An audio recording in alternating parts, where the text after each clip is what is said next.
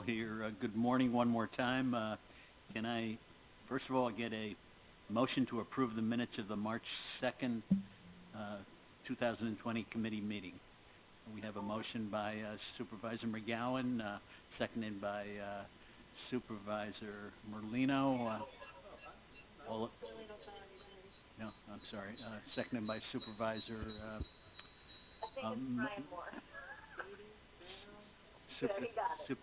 Seconded by Supervisor Beatty. And all those in favor? Okay. Aye. Thank you very much. Janelle, is she available? Janelle, are you there? I'm here.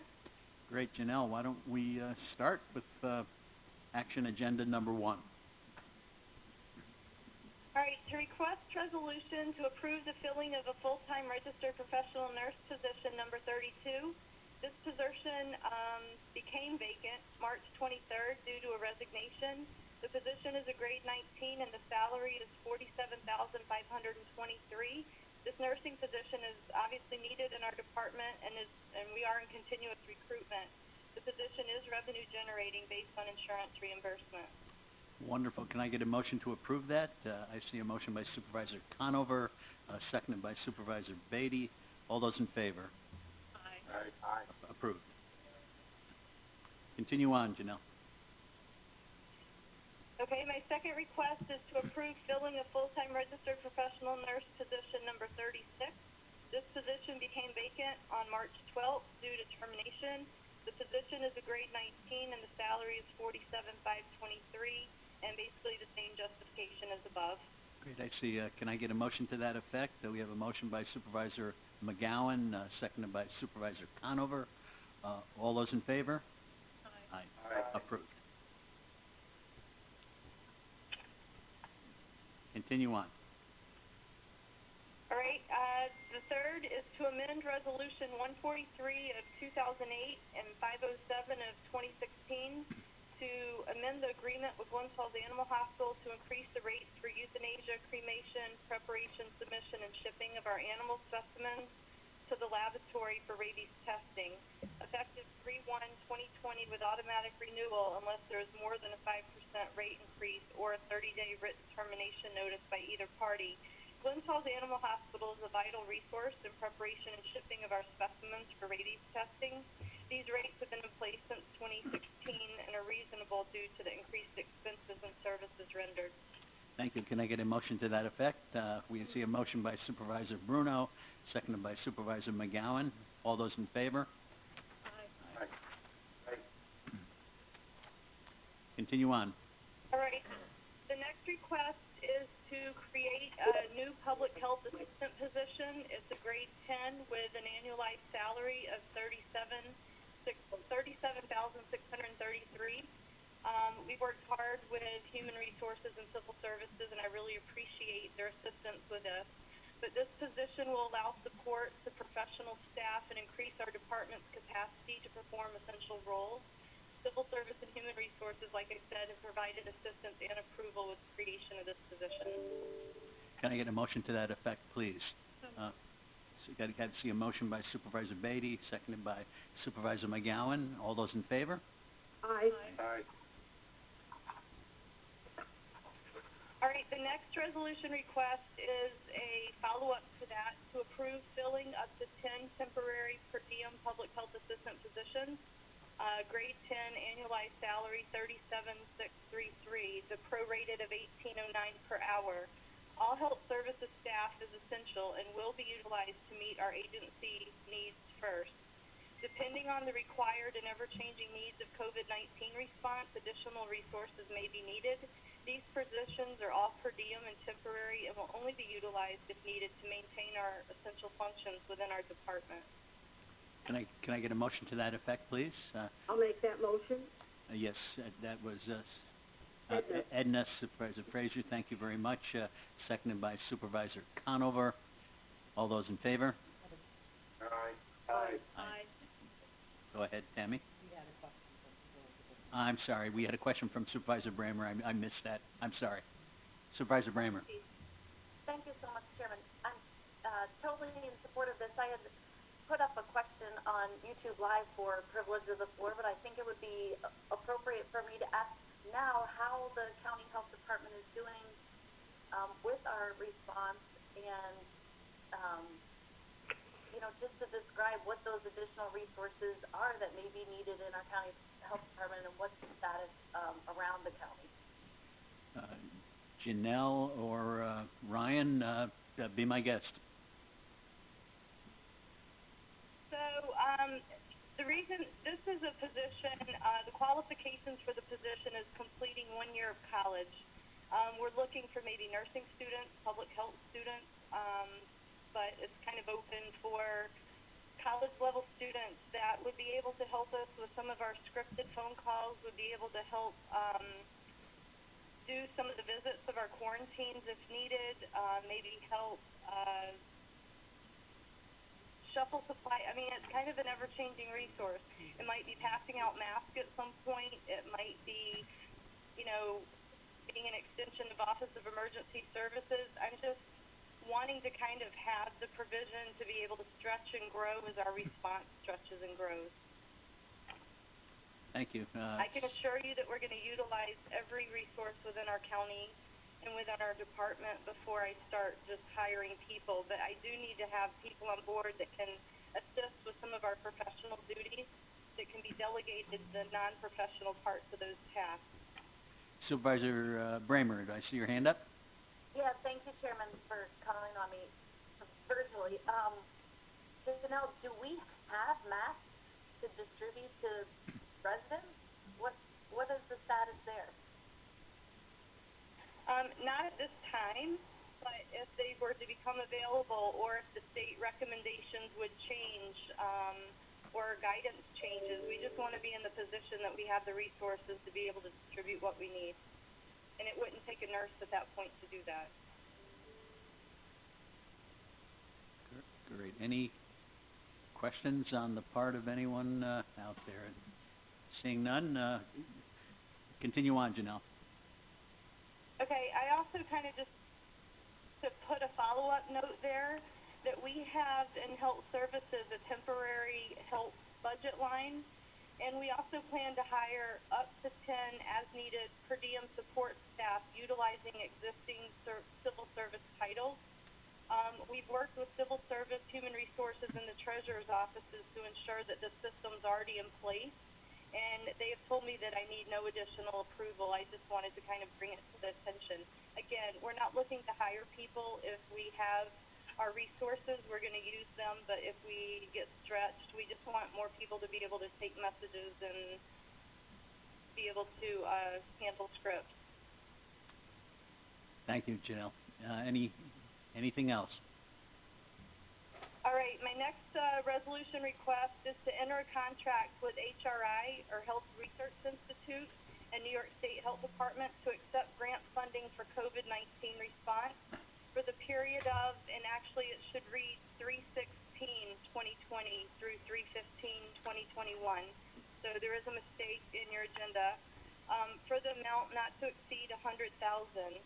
Health Services received notification from the State Department of Health that this funding was available for our COVID response. The anticipated amount is $67,490. I'm asking not to exceed $100,000, just so that if more money becomes available, I won't have to come back up to accept it. Thank you, Janelle. Can I get a motion to that effect, please? Supervisor McGowan, seconded by Supervisor Bruno. All those in favor? Aye. Aye.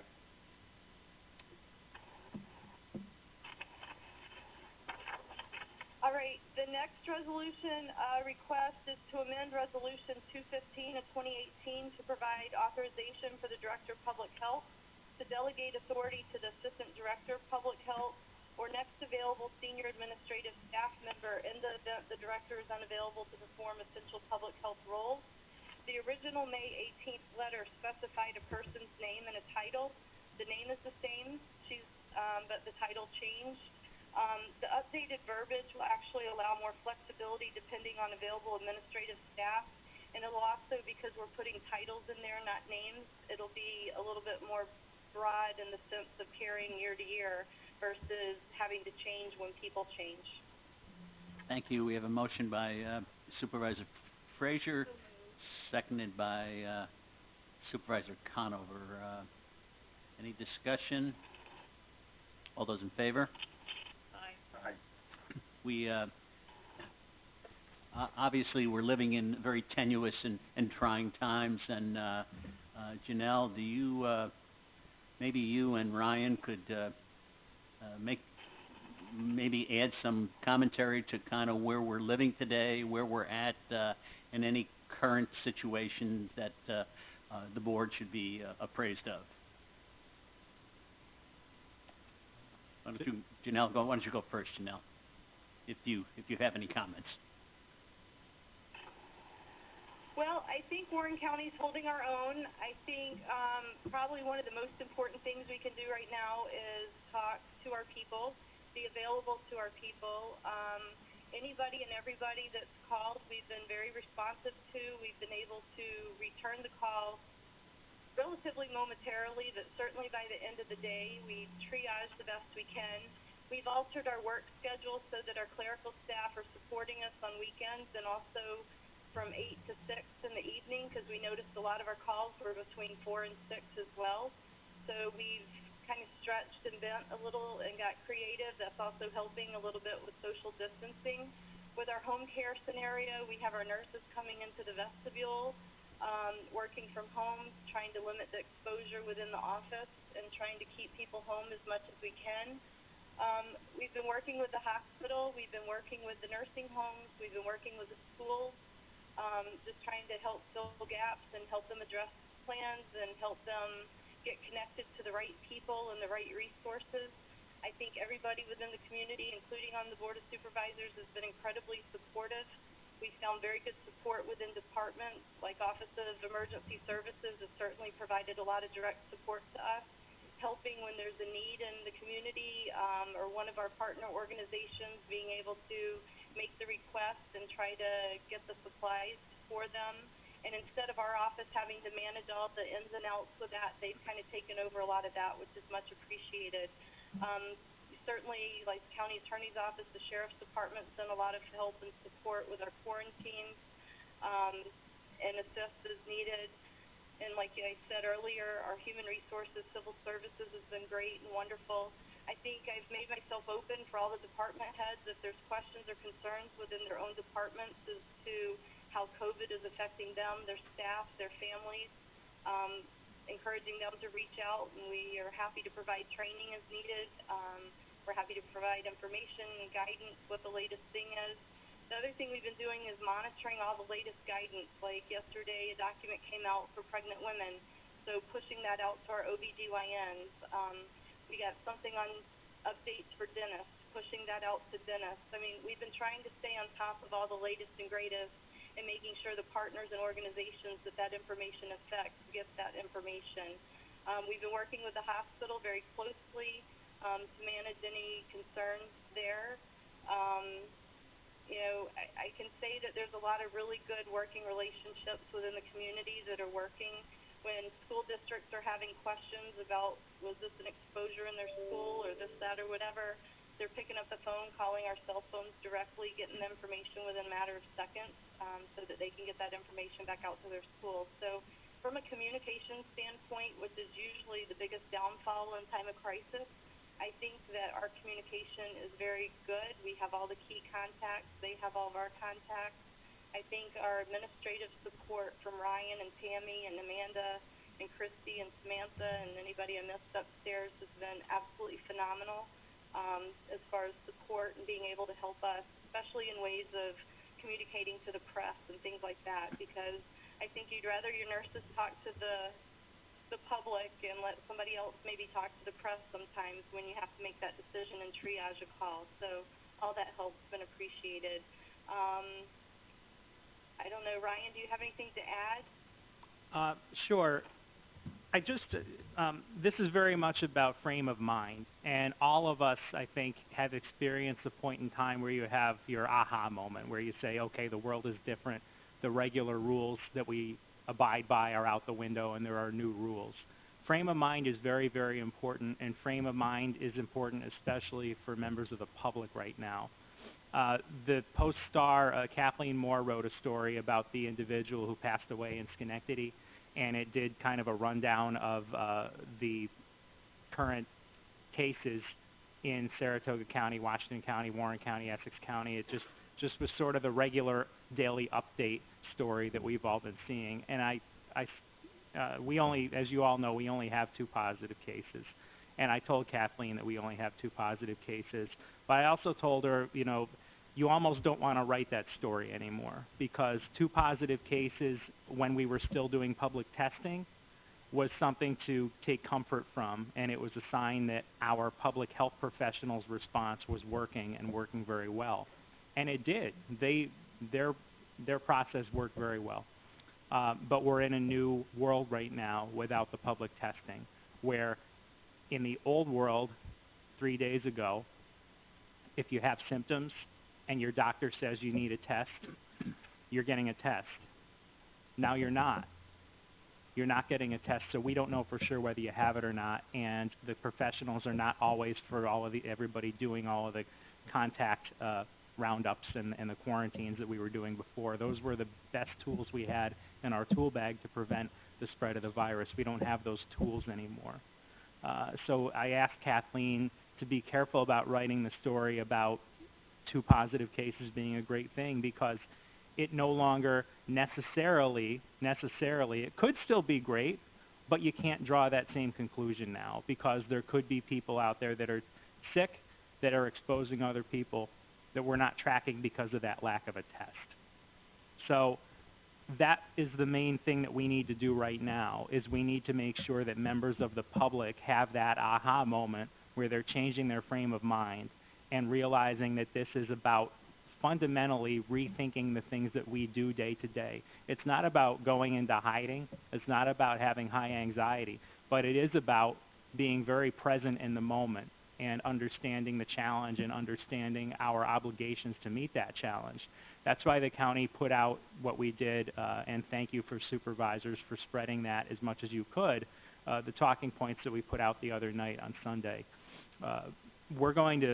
I'm going to work with Don and with Janelle to get those a little more punchy, maybe develop it into something that's a little more catchy, like a mnemonic thing that people can remember, and get that distributed out so that we can help get this into people's heads, that if you don't feel good, assume you have coronavirus, take these steps.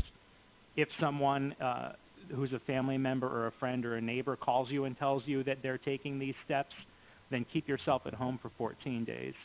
If you feel perfect and you're out in public and you see somebody else that looks like they're perfect too, keep your distance. Be careful, because you don't know.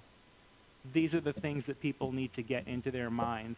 And let me also say that anybody that's not watching Governor Cuomo's daily press conferences, I think this should be required watching. It will help citizens to be in the right frame of mind. It will help leaders to be in the right frame of mind. Regardless of what any of us think of Governor Cuomo, and you all know that I sit up here at this dais every month, and to the extent that there are things going on in Albany that are imperiling county finances, I'm going to point them out. But I have to say, I've never, rarely if ever, let's say rarely if ever, have I seen a leader rise to the occasion the way our governor is rising to the occasion, and to handle this as perfectly as he is handling it. And it's as much about the executive orders that they're doing to protect citizens every day as it is about the words that he is saying to get us all in the right frame of mind to be making decisions. I think that he's going at 11 o'clock today. I'm not exactly sure what time it is. They had been sending out links to watch these things online, but you don't need them anymore because they're being carried across the country on 24-hour cable news. So please, if you can make time during your day to watch those live or to go back and watch the recordings, I think it'll help all of us as leaders and as public communicators to get the message across that needs to get across. And from a political standpoint, when President Trump's doing something wrong, Cuomo tells it. When President Trump's doing something right, Cuomo tells it. It's not the time for the regular political feuds. It's a time for facts, and it's a time for reacting the way that everybody needs to react and being appropriate to the times and appropriate to the crisis response. And I really have to thank the state of New York, in particular Governor Cuomo, for stepping up and showing us how this needs to get done. Thank you very much, Ryan. Credibility and telling the truth is paramount regarding this issue. Did Supervisor Beatty have something to say? Supervisor Beatty. Thank you. I just unmuted myself. Can you hear me? Yep. Okay. Couple questions for Janelle. Where are we on the amount of masks for our nurses and so forth? What's our status on supplies for that? Number one. Janelle. Oh, sorry, I thought you were gonna shoot all the questions at once. So we do have a small stockpile of masks that we have for our home care nurses, and we have some that we can help other agencies with, if needed. Okay. As far as direct numbers, I don't have that number in front of me, I'm sorry. Could you give me a rough estimate on how long of a supply? Is this a 3-day supply, a week supply, 1 day? I'm just trying to get a read on the severity of the number. It's just a guess, but I'm thinking probably a 3-month. 3 months? Oh, that's great news. I really appreciate that. The next question I had, Janelle, is I'm assuming you have direct contact with the Glens Falls Hospital and are in constant communication with them. Is that correct? That's definitely correct. Okay. We work very closely with Laura Stebbins, who is their emergency planner. We work very closely with Hillary Allison, who's their infection control practitioner. Okay. And we talk to them a good 15, 20 times a day. And so let me follow up then. So with that daily communication and numerous communications throughout the day, what are they giving you any indication that they have a deal on when they'll A, get more test kits in, and B, it's my understanding they have a severe shortage of masks, and what's their status with that? And C, although I don't want to short Warren County nurses and so forth, is there any way maybe that we could, if we've got a 3-month supply, could give them some of our masks in the short term? So I know I gave you a lot of questions there, so go ahead, Janelle.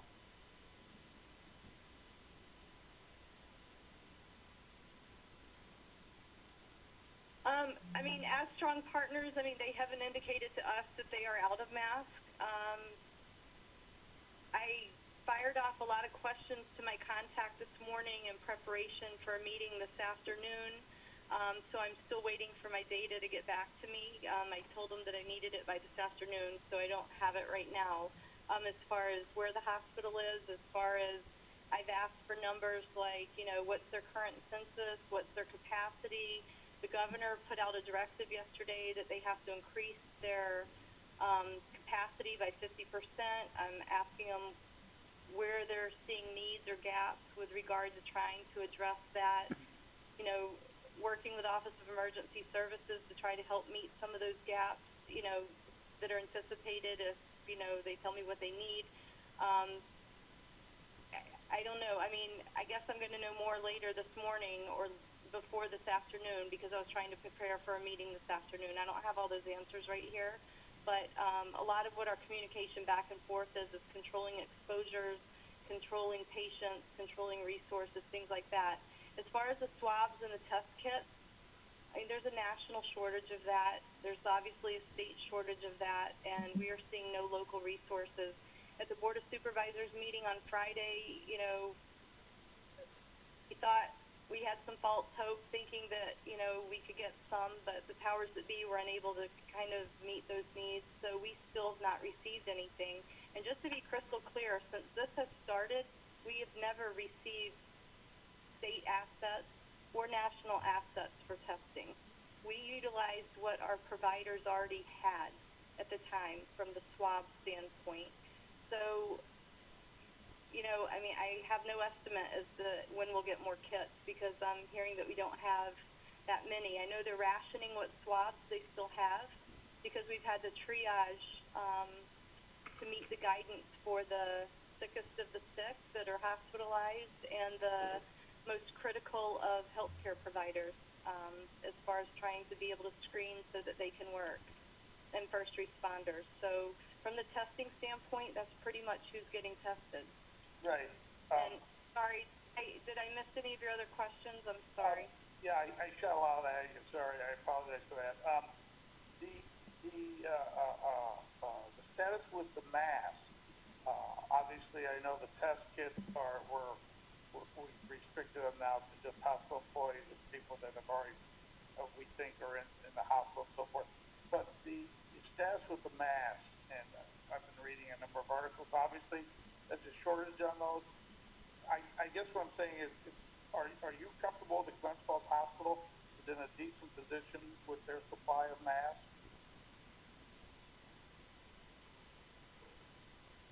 I'm sorry. Can you say that one more time? Are you comfortable, or do you have the knowledge of the position that Glens Falls Hospital is in with their availability of having masks for their nurses and doctors and so forth? And if not, is there any way that Warren County, if we have enough supply, could give them some masks for the short term? We can, but here's the balance. The balance is not having a lot of activity up here and shooting through all of our resources before we have widespread illness here. So, I mean, part of the task force, part of working with our partners, part of the planning, part of the emergency preparedness is trying to triage when we start putting all of our stuff in full force versus kind of wasting things for nothing significant going on in the community. Does that make sense? Yeah, and so there's basically not a shortage of masks right now because we don't have as big a demand. So if I'm hearing this and just regurgitating it back, obviously we don't have the demand maybe right now, and the hospital's in a decent position with masks, and henceforth so is the county. But we need to maintain that position of the supply chain so that we don't, when needed, we'll have them. Is that what you're saying? Right. I think when the risk is greater. And part of the questions that I've asked the hospital to get back to me today is just that. What's their strategy? What is their supply? Just looking at the Post-Star this morning, it appeared that the hospital was rationing their own masks. Again, looking at the risk. I know it's a decision, I think, as a community. We have to make a ruling on how we're going to go, and then, with the partners, and then we go with a plan. If the plan is use all of our masks now and not have them later, I guess that's one strategy, or trying to calculate what the risk is right now and not blowing through the resources for when we actually have the need up here, and then not to have anything. I can tell you through working with our healthcare providers, obviously anybody working with patients right now are a little fearful. I get that. That can be addressed with education. It can be addressed with infection control. And I guess I liken the example of if somebody walks into a room, a provider's office with the flu, and we've all been in doctors' waiting areas, and it says if you have a cough or fever, put on a mask. How many people in the waiting room were really upset that person was in the waiting room? I'm talking pre-coronavirus. How many people were upset in that waiting room to be sitting in a room with somebody with a mask? How many providers wore masks to examine the patients that had masks? Now that this coronavirus is out there, there's a lot of fear of the unknown, and we've got the public wanting masks, we've got the coroners wanting masks, we've got the law enforcement people needing masks because they were directed by the governor. You have social services people using masks. You have all these groups using masks. And then you've got the hospitals, the nurses, the doctors. But going back to the doctors, there's fear there as well. And, it's justified. But we've blown through a lot of PPE before we even had our first case because of everybody that came in with a cough, a sniffle, a fever. So So I think we have to be very careful when we talk masks and resources, because when it's widespread and we don't have healthcare providers because they're all getting sick because every patient in our hospital has coronavirus, I mean, that's when we need to protect our workforce more than the one or two that might be in the hospital right now. Thank you very That's my opinion, but as we work with the task force, these are tough decisions that have to be made. But if we go throw all of our masks to everybody that's been asking for them right now, by the time we have activity up here, I don't think we'll have the resources that we need. Thank you very much, Doug. Can we leave it that Janelle and the hospital will closely work together to at least communicate, and if there's an issue that they will, Janelle and the hospital will make every effort to resolve it. Yeah, I'm good with that. Great, thank you. Supervisor Bramer, did I see your hand waving? Yes, thank you. I wanted to say thank you to Janelle, and obviously Ryan has been doing a ton of work, and all of our department heads are working together to change all of our procedures, access at the county. It's been a very, very fast-moving situation, so I thank all of you guys for keeping up with it and keeping us informed. And I do reiterate Ryan's comments that the governor has been getting out really great messages to us with accurate information and to help us all have a positive attitude about what's going on. I know, Janelle, you said we're not really, that we don't have that many cases right now, but are we sure about that? I mean, are you still following through with quarantine procedures as far as tracking people who may have been exposed? Are we still doing that, and to what extent? And I know we only have 2 confirmed cases, but can you speak to how many other cases might be out there? Janelle or Ryan, why don't you go for it? There's no way to say without. We currently have 18 people in mandatory quarantine. I think we have 10 in precautionary quarantine. The people in mandatory quarantine, incredibly cooperative. We contact them once a day. We visit them in person once a day. And we have our cell phones that they have that they can answer us or call us or anything 24 hours a day. That's been working very well. We have no concerns. The people in the quarantine, we've had no positive tests on the people that we've quarantined. So with that, I think that management's very good. Over the weekend, when we heard that there was no longer available testing at the hospital, we quickly worked with neighboring counties, the state health department, our medical director. We quickly scourged through all of the available guidance and documents. We came up with a flow chart to help our providers identify who may or may not have COVID. Basically like a fever of over 100.5, the cough, the shortness of breath, this, that, whatever. At that point, there was a little flow chart or a triage that we would go through. If the provider felt that it met the case definition for COVID-19, the person's instructed to stay home, self-isolate until their symptoms improve for 72 hours, or from the onset a week, whichever's longer.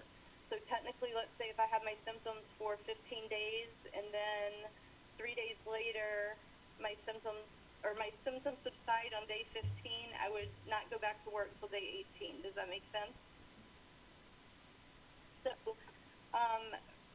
then we're requesting that the people exposed to those people also quarantine themselves. And going back to Ryan's comment, this is where the community is very important in following public health guidance and direction. We're asking people on their honor to take responsibility that if they're sick, they're staying home. If they haven't been exposed to COVID that they know of, if they haven't had the risk factors, they haven't been notified, at that point maybe they should stay home till they're symptom-free for 24 hours.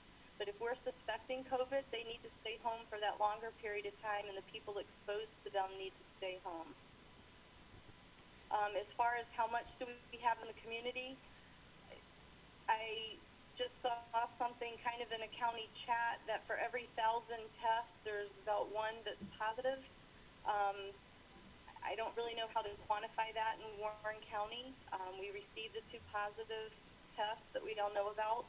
Both of those were not sought to be acquired within Warren County because they have significant exposures outside of our county. They had very few people that were exposed to each of those that were quarantined and have been asymptomatic.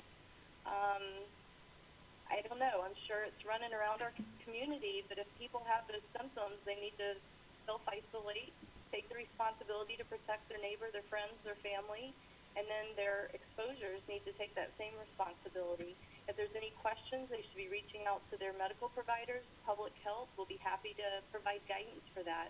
I can tell you there doesn't seem to be the panic that I anticipated without the testing resources available. We had kind of covered our phones over the weekend expecting tons of calls.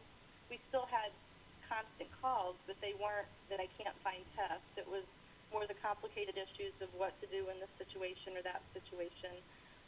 And this week we've had more of those kind of calls, but the public doesn't seem to be frustrated that there aren't tests available. Thank you, Janelle. Does that help, Supervisor Bramer? It helps me. Supervisor Bramer, you okay with that? Yeah, she's okay with it. Thank you, Supervisor Bramer. Ryan, did you have something else? I do, and not from the perspective of a medical doctor, but from the perspective of a numbers guy. It's been very consistent since it started in New York State, is that 15% of these cases end up needing hospitalization. So if we're in a scenario where we're only able to test hospitalized people, you can draw a conclusion that if 15% need the hospital and we have a new positive case that's in the hospital, you can assume that there's, if the proportions bear out, that there's 7 in the community for every 1 that's testing positive in the hospital. And those are 7 that are in the community that are not yet sick enough to get tested, so there's 7 that we don't know about. And there's 7 that could be exposing people if they're not doing the right thing. That's why it's critically important right now for the public to understand how they need to shift their behaviors. Because those 7 people, we need to now have it in faith that those 7 people are going to be doing the things that they need to be doing to prevent the virus from spreading. That's what's called flattening the curve when you hear people talk about that, you know, that thing, that acronym. It's not an acronym, it's a phrase. In terms of there are folks on certainly supervisors on this call and members of the public worrying about the healthcare capacity. I do want to assure everybody that the state government has shifted very much into that mode. Janelle mentioned that the hospitals are being required to put contingency plans into place to expand their capacity. We'll work with them on that. The county's also shifted into this mode. It was a lot of work last week, mainly to spin county operations down to where they absolutely needed to be from the perspective of protecting the county workforce, protecting the public, making sure that essential services go on. We're now that that's been done, we're in planning mode for worst case scenarios, and we'll be ready for them. So I want everybody to be reassured that our attentions are on that, and so is the state. Thank you, Ryan. Any further discussion? Seeing none, can I get a motion to adjourn? Supervisor Beatty, second by Supervisor Bramer. All those in favor? Aye.